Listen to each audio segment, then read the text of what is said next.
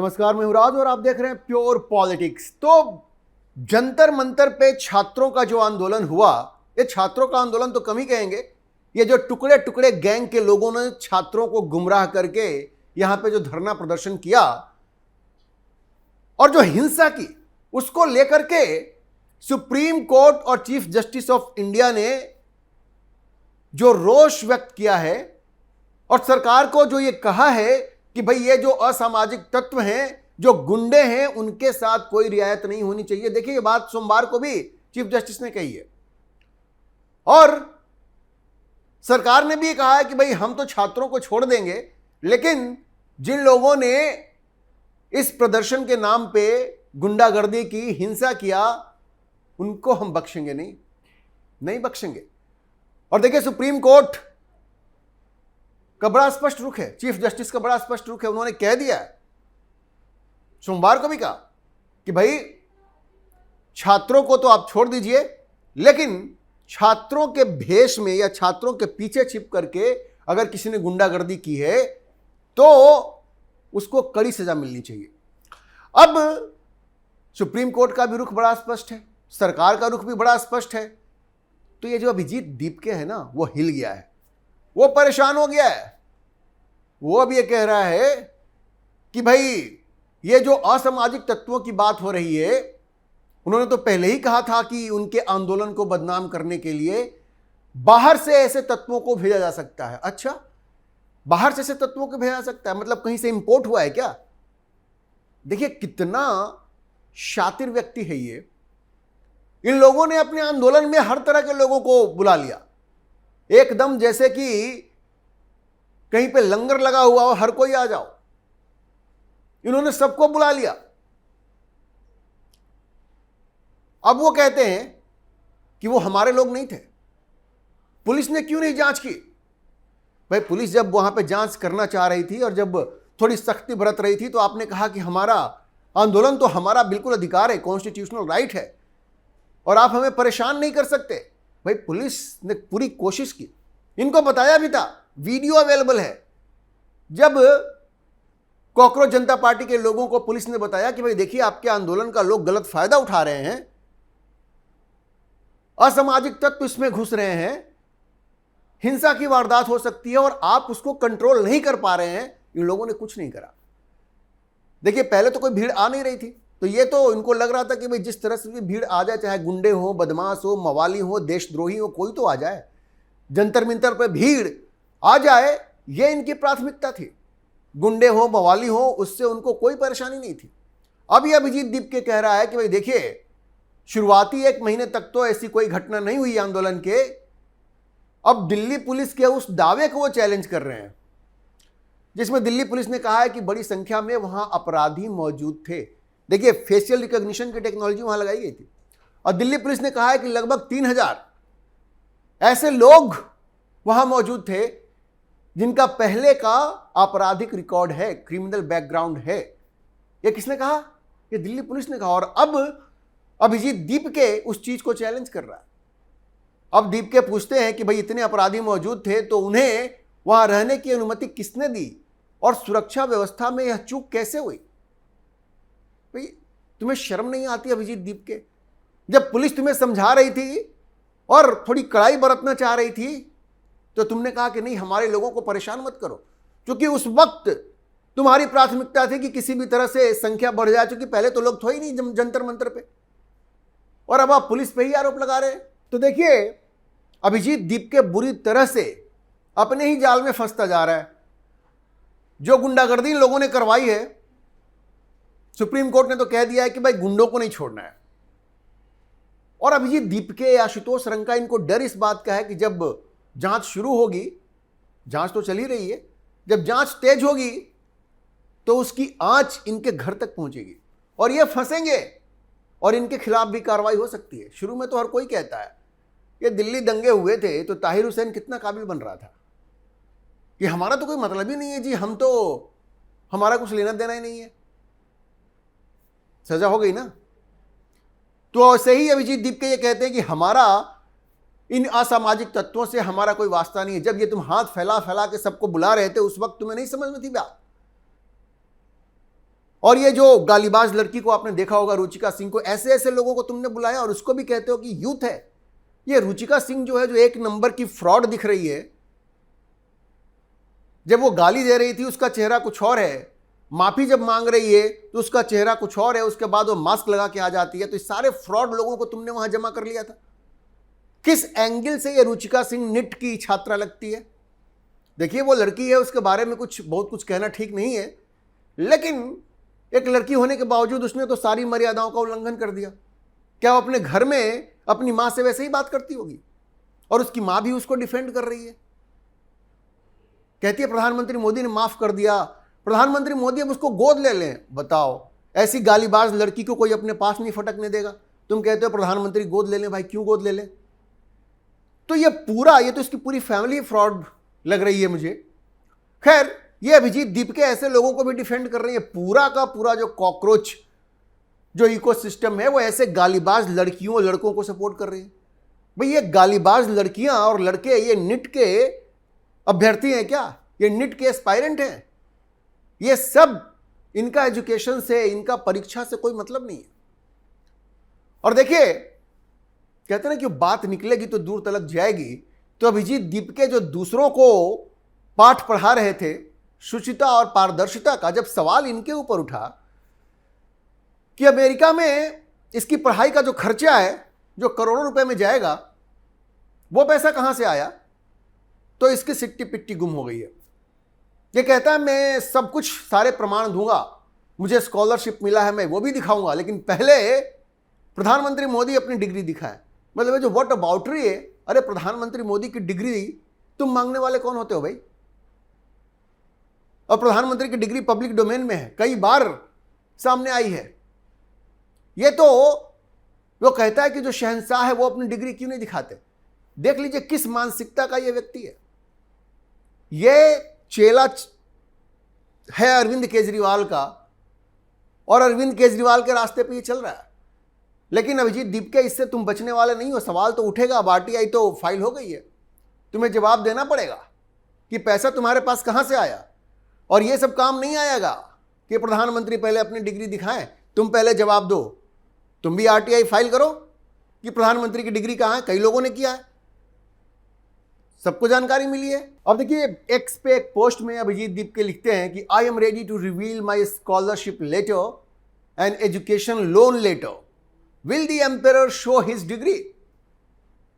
सोचिए, वो कहता है कि मैं अपनी स्कॉलरशिप की जो लेटर है वो भी दिखाऊंगा, और एजुकेशन लोन जो मैंने लिया है वो भी लेटर में दिखाऊंगा। लेकिन क्या एम्परर, शहंशाह, जाहिर है मोदी के बारे में बात कर रहा है, क्या वो अपनी डिग्री दिखाएंगे? भाई, इन दोनों चीजों का आपस में क्या संबंध है?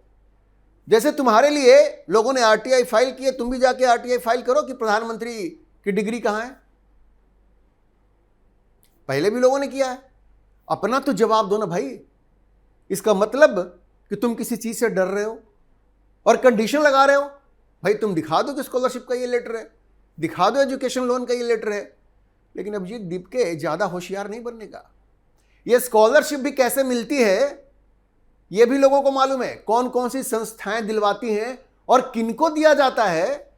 ये फोर्ड फाउंडेशन जैसी जो संस्थाएं हैं वो किन लोगों को सिलेक्ट करती हैं, और ऐसे जितने एनजीओ हैं वो चुन चुन करके जो टुकड़े टुकड़े गैंग से संबंध रखते हैं उनको भी स्कॉलरशिप देते हैं। वो ऐसे ही लोगों को देते हैं। आप अपनी मातृभूमि को गाली दीजिए, ये आपको उठा लेंगे, कंधे पे बिठा लेंगे। तो इसकी भी जांच होनी चाहिए कि स्कॉलरशिप किसके माध्यम से मिली, और क्या देश के प्रति नफरत का भाव यह भी उसमें एक मुद्दा था क्या, जिसकी वजह से इनको स्कॉलरशिप मिली। तो आप जो भी चीजें आप जनता के बीच में आप रखिए। तो प्रधानमंत्री अपनी डिग्री दिखाएं, इससे क्या मतलब है भाई? तुम आरटीआई फाइल करो, तुम्हें जो जवाब चाहिए तुम्हें मिल जाएगा। ये दीपके कहता है कि भाई एक साधारण बच्चे को बोस्टन यूनिवर्सिटी में पढ़ने का मौका मिल गया तो उनको क्यों तकलीफ है?